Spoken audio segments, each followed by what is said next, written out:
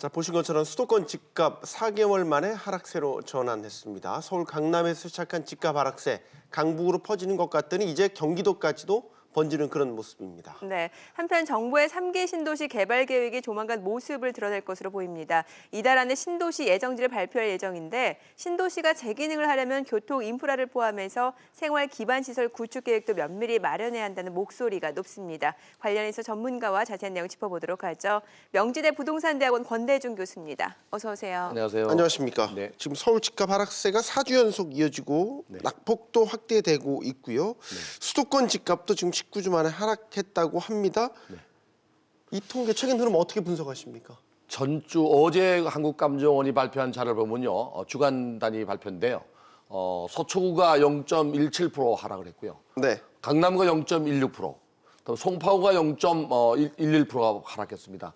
이런 하락세는 지금 4주 연속인데요. 네. 보합세를 유지하는 것까지 따지면 지금 8주째입니다. 10월 들어서 10월, 11월 다 그런데요. 네. 이런 하락세가 계속 좀 이어지고 있습니다.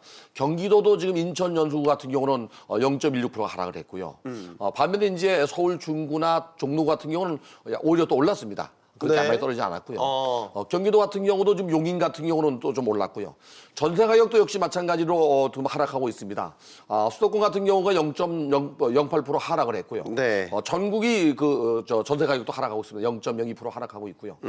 특히 이제 지방 같은 경우는 뭐 부동산 시장이 안 좋아서 마이너스 0.07% 하락하고 있습니다. 전반적으로 매매 가격과 전세 가격이 동반 하락하고 있습니다. 지금이 계절적으로 본다면 가을 이사철이 끝나고 난 뒤에 이게 비수기라고 봐야 됩니다. 그렇죠. 지금 겨울 아닙니까?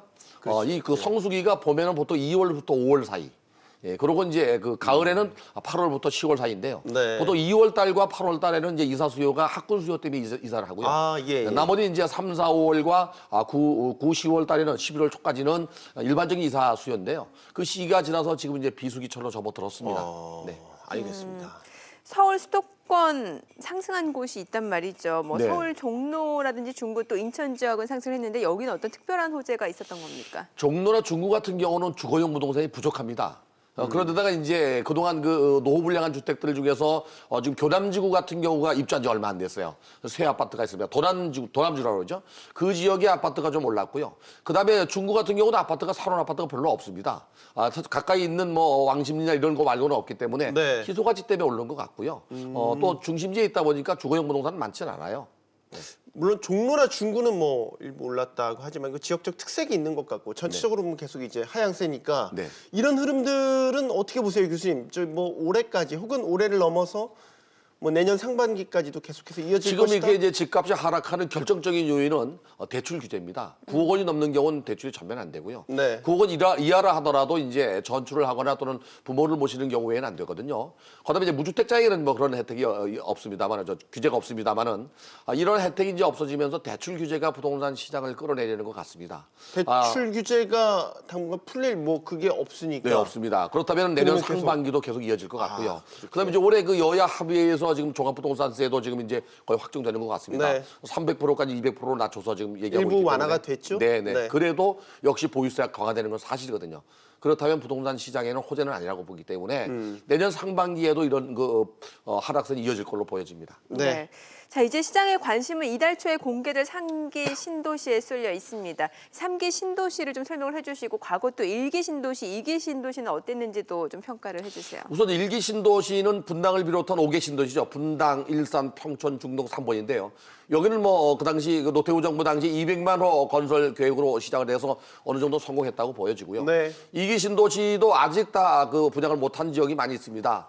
예를 들면은 의정부의 덕계지구 같은 건 아직 남아 있고요. 네. 김포지구도 아직 남아 있는데 제일 많이 남아 있는 건 이제 검단 신도시입니다. 이제 분양을 시작하고 있고요. 네. 화성 2기도 아직 좀 남아 있고요. 근데 2기 신도시가 이렇게 남아 있는 거는 이제 교통 기반 시설이 안 돼 있기 때문에 그런 문제가 있는데요. 네. 2기 신도시 중에서 성공한 데가 있습니다. 성공한 적이 어디입니까? 바로 판교입니다. 판교는 그렇죠. 지금 이제 네. 기업체가 한 7만 8천 개, 약 8만 개의 기업체가 들어가 있으면서 직주 근접이 돼 있고 물론 가격을 올렸다는 비난은 받고 있지만 성공한 사례 중에 하나고요. 이 틈에 이제 정부가 3기 신도시를 공급하겠다고 이제 이번 달에 아마 4-5군데의 미니 신도시를 발표할 것 같은데 아마도 예상되는 지역이 이제 광명시라든지 일산이나 또 고양지구나 또는 뭐 성남 몇 군데 지역이 이제 거론되고 있는데요. 이게 2기 신도시와 그 서울 3기 신도시 사이나 서울 사이에 건설한다고 하는데 문제는 이제 도시 기반 시설이나 도로가 확충되지 않은 상태에서 이 도시를 만들게 되면 배후타운화 될 수 있거든요. 그래서 아마 지금 현재 2기 신도시에서 하는 분들이 많이 반대를 하고 있고요. 네. 또 한 가지는 이제 이게 그 직주 근접으로 자족 도시를 만들어야 되는데 그게 어떤 계획이 있는지 아직 발표되진 않았습니다. 그래서 3기 신도시는 어느 지역에 할지는 몰라도 30곳에 30만 가구를 공급하겠다고 정부가 발표했는데 아마도 그 한 개의 면적이 한 100만 평 정도? 그 정도로 해서 한 4-5개 발표할 것 같습니다. 거리상으로 본다면 서울과의 만약 근접성을 따져본다면 지금 2기 신도시들보다도 가까운 곳도 있네요. 그렇죠. 보면. 네, 네. 예를 들어서 뭐 지금 거론되고 있는 것 중에 아주 대표적인 게 시흥. 고천지구, 네. 김포 신도시와 서울의 중간입니다. 예를 들면 그래서 그래서 이미 고향도 기대감 마찬가지로 때문에 또 올랐다고 네, 하더라고요. 일산과 예. 서울 중간에 있는 고양지구. 네. 그래서 중간에 만들게 되면 이제 문제가 지금도 2기 신도시가 미분양되거나 개발되지 않은 이유가 도로가 안 돼 있거든요. 그다음에 이제 직장과의 거리 문제. 그래서 자족 도시를 만들면서 도로를 만들지 않으면 도로를 확충하지 않으면 역시 새로운 3기 신도시를 만들더라도 2기 신도시가 오히려 또 슬럼화될 수 있어요. 2기 신도시가 역으로 슬럼화가 네. 될 수도 그래서 있다. 2기 신도시 주변 사람들이나 또는 그 해당 지역 사람들이 반대하고 있는 겁니다. 알겠습니다. 예. 또 뭐 지금 2기 신도시 지역의 주민들의 반발뿐만이 아니라 3기 신도시 추진하기 쉽지 않은 이유 중에 하나가 실제로 지금 수도권 공공택지 후보지 13곳 그 주민들이 최근 연대 집회를 개최하면서 지정 철회를 주장하고 있다고 하는데 이거는 왜 그런 겁니까? 이게 집값이 하락할 수도 있다. 공급 물량이 넘쳐나면 그럴 수도 있기 때문에 그것도 있고요. 토지 보상 문제도 있고요. 토지 보상. 네, 토지 보상 문제가 가장 큰 것 같고요. 그다음에 이제 그 지역에 만약에 이제 그 새로운 신도시를 만들게 되면 2기 신도시나 또는 그 주변 지역에 공급량이 많아서 집값이 하락한다고 하는 그런 데 불안감을 갖는 것 같고요. 또 서울을 인구를 분산한다는 차원에서는 정부가 추진하고 있는데 네. 서울 사람들이 만약에 밀려오게 되면 오히려 교통난이 더 심해질 거다. 뭐 여러 가지 환경 문제나 교통 문제뿐이 아니라 이 보상 문제도 얽혀 있는 것 같습니다. 네. 아까 뭐 교통, 도로 정비 문제 얘기하셨지만 그러면 3기 신도시의 성공 조건을 좀 언급을 거론을 해보신다면 가장 큰 것이 교통이고요. 교통. 두 번째가 이제 학교와 그다음에 기업체입니다. 자족 도시가 돼야 되는데 그렇지 않으면 이제 베더타운이 되니까 지방자치단체장이 반대하는 경우도 있거든요. 딱 이상적인 모델은 판교겠군요. 그렇죠. 그래서 제가 말씀드린 게 2기 신도시의 성공 모델이 판교 신도시라고 말씀드린 이유가 거기는 이제 직주 근접도 되고 기업도 들어오면서 제대로 만들어진 도시인데 문제는 이제 집값을 많이 올려놨죠. 그게 바로 이제 1기 신도시인 분당과 서울 사이에 있는 겁니다. 네.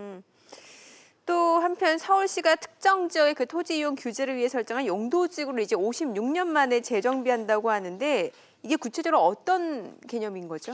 이 그 국토이용관리법상 그 용도 지역지구 구역제도가 있는데요. 그 중에서 이제 구역제도를 좀 일부 완화하겠다는 거, 폐지하겠다는 얘기거든요. 이 구역제도는 뭐 그 미관지구 또는 여러분들이 잘 알고 있는 도시 설계 구역 중에서도 이 가로 정비를 하기 위해서 만들어 놓은 건데요. 고도지구 뭐 이런 것들. 네. 근데 그 중에서 가장 대표적인 게 이제 인천 김포공항 주변 지역의 높이 제한이거든요. 고도제 네, 고도제한 말씀이시죠? 받는 거. 이렇게 네. 중복되거나 또는 용도로 그 지정의 그 목적을 달성하는 경우에는 이제 폐지한다고 했는데 이런 지역을 전부 다 이제 그 폐지하겠다 하는 게 52년 만입니다. 그러니까 이게 62년도에 54년 만에거든요. 62년도에 국토이용관리법을 만든 이후에 처음입니다. 그래서 중복 규제됐거나 또는 그 용도를 다한 지역은 이제 폐지하겠다고 발표한 거죠. 아직 폐지한 건 아닙니다. 물론 아닌데 계획을 밝혔더라고요. 보니까 네, 그러니까 네. 공항 인구 아까 김포 네. 말씀하셨고 예를 들어 육군사관학교 부지 같은 네. 곳도 예전에 이제 특수한 용도로 특정 인해서 용도요 지구라 그래서 학교 예. 주변 지역에 서울대학교나 육군사관학교 주변 지역에는 학교의 교육 환경을 위해서 그 업종을 제한하거나 또 여러 가지 그 건축을 제한한 그렇죠. 거죠. 서울대도 뭐 국립대학교다 보니까 그러면 이런 게 많이 풀리게 되면 네. 뭐 다양한 형태로 개발의 어떤 그러니까 장애물이 좀 제거된다라고 그렇죠. 볼 수 있는 건가요? 네, 그렇다 그러면 이제 용도가 다양해질 수 있다는 얘기죠. 용도를 제한한 게 용도를 풀어주면 용도가 다양해지고 고도 제한을 완화하게 되면 높이질 수 있고. 근데 이게 이제 집값에 미치는 영향은 뭐 당장은 없을 것 같습니다. 그 이유가 이미 그 김포공항 주변 지역 같은 경우는 또 항공기 착륙에 의해서 제한을 하고 있거든요. 그래서 중복되는 경우에 이제 하나를 폐지하는 거죠. 그다음에 이제 특정 용도 지역 같은 경우는 이제 용도가 다해지면 좀 집값 올라갈 수 있겠죠. 근데 육사가 있는 그 곳 같은 경우는 이제 서울 한가운데 굉장히 이제 좋은 땅, 네. 속칭 뭐 금사라기 땅이라고 하는데 이런 데가 만약에 제한이 풀린다면 이거는 글쎄요 주변에 굉장히 개발 호재가 될 수 있지 개발 호재가 않을까 될 수 있죠. 만약 그 육사가 만 이전을 한다든지 주변 예. 지역에 이전 계획이 있죠, 실제. 네, 예. 규제를 완화한다 그러면 주변 지역 개발의 속도가 붙어서 집값이 올라갈 수 있죠. 연장선상에서 엊그제 그 경기 북부 강원도 일대에 군사시설 보호구역 3억 제곱미터 넘게 이제 네. 해제가 됐잖아요. 네. 그것도 일단은 지역에서는 상당히 반기는 소식이더군요. 그렇죠. 보니까. 이번에 그 국방부가 발표한 게 여의도의 116배입니다. 그렇죠. 여의도가 약 한 가용 토지가 89만 평 정도 되니까 엄청난 면적인데요. 네. 대부분 이제 강원도에 많이 있고요. 경기도도 이제 연천이나 또는 뭐 포천이나 또는 동두천 그리고 파주나 김포시도 있는데요. 이 전방 지역의 그 접경 지역의 이 군사시설 보호구역을 완화한 거는 또 폐지한 거는 그 지역의 주민들에게는 뭐 호재고 또 반길 수 있는 얘기인데요. 물론 이제 서울과 수도권 지역에서는 이게 집값을 상승시킬 수 있는 토지 가격을 상승시킬 수 있는 호재로 작용할 수가 있습니다. 네. 군사시설 보호구역 같은 경우는 이제 용도나 또는 건축을 할 때도 제한을 받았거든요. 근데 이거를 폐지하거나 또는 완화해주면 개발의 그 속도가 붙을 수 있습니다. 그러니까 여러 가지 흐름상 보면 대출 규제하고 여러 가지 이제 그 제한을 걸어놓고 이제 집값이 안정화되는 모습을 보이니까 이런 식의 어떤 개발의 문을 다른 쪽으로 좀 열어준다라고 하는 분석들도 있더라고요. 문제는 이제 유동자금이 한 1,200조 정도 되잖아요. 네. 주택시장을 묶어놨던 자금이 이쪽으로 갈 수도 있기 때문에 정부가 이제 규제를 폐지하거나 완화하면서 일정 부분의 그 집가가 오를 때는 아마 또 규제하지 않겠나는 생각이 듭니다. 특히 이제 강남 지역에 가까운 지역은 투자 가치가 있기 때문에 몰려갈 수 있거든요. 네. 문제는 지금 지방 같은 경우 특히 더 심한데 네. 집값이 많이 떨어지면서 전세랑 이제 역전이 되는 역전세도 지금 벌어지고 있고. 경남 창원이나 마산 같은 경우 분양가격 이하로 거래가 되거나 전세 가격보다 아파트 가격이 더 낮은 경우도 있거든요. 지방 같은 경우는 대전이 지금 보합세를 유지하고 있고요. 전라남도와 광주, 광역시, 대구, 수성구 같은 경우는 오히려 올라가고 있습니다. 반면에 포항이나 울산 같은 경우는 굉장히 고리 깊게 지금 떨어지고 있습니다. 네. 그래서 이 역전세난도 우려가 되고 있고요. 지방 중에서도 충청북도나 강원도 같은 경우가 집가가 많이 하락하고 있고 전세 가격도 많이 빠지고 있습니다. 네. 이런 적은 정부가 이제 지역 경제를 살리는 차원에서 주택 시장의 활성화 대책을 하면 좀 내놔야 될 때가 되지 않았나 하는 생각이 들고요. 네. 지금 정부가 수도권 지역의 규제 지역에 강화하고 있는 대출 규제는 이 지역은 없습니다. 없는데도 불구하고 이렇게 그 집가가 하락하고 있거든요. 네. 네. 이건 아마도 지방 경제가 어려워서 그런 것도 있고요. 경제 자체가 공급량이, 어렵- 네, 공급량이 많아서 그런 것도 있습니다. 네. 뭐 저희가 지금 일단 정부가 내놓을 것으로 예상되는 공급 대책과 관련해서 부동산 시장 역량까지 알아보고 있는데 아마 많은 분들이 이 부분을 좀 궁금해하실 것 같아요. 앞으로의 부동산 시장이 어떤 흐름으로 전개될 부분인지 사실 이 부분에 대해서도 전문가들 사이에 또 업계에서도 시각 네. 차이가 분명히 있거든요. 앞으로의 부동산 시장 어떻게 보십니까? 제가 판단하기에는 금년 말은 뭐 거의 끝났으니까 이 상태로 예. 갈 것 같고요. 내년 1, 2, 3월 달에 이사철 가봐야 알겠지만은 매매 가격은 대출 기준으로 해서 규제 지역 내부에서는 조정대상 구역이나 투기과열지구 투기 지역에서는 여전히 하락세를 유지할 것 같습니다. 좀 더 골이 깊어질 수 있고요. 물론 전세 가격도 동반 하락할 수도 있습니다. 네. 물론 이제 수도권 지역의 신규 분양 시장이나 인기 있는 지역은 차별화가 생겨서 이 무주택자들이 몰려가는 지역, 인기가 있는 지역은 아마 좀 강세를 나타낼 것 같고요. 그 외의 지역은 미분양도 나타날 가능성이 있고요. 지방 같은 경우는 지금 현재 여전히 경기가 안 좋기 때문에 부동산 시장이 더 하락하지 않겠나. 전반적으로 내년 상반기에는 양극화가 벌어지면서 서울 수도권 지역 일부 규제 지역은 계속적으로 하락할 걸로 보여집니다.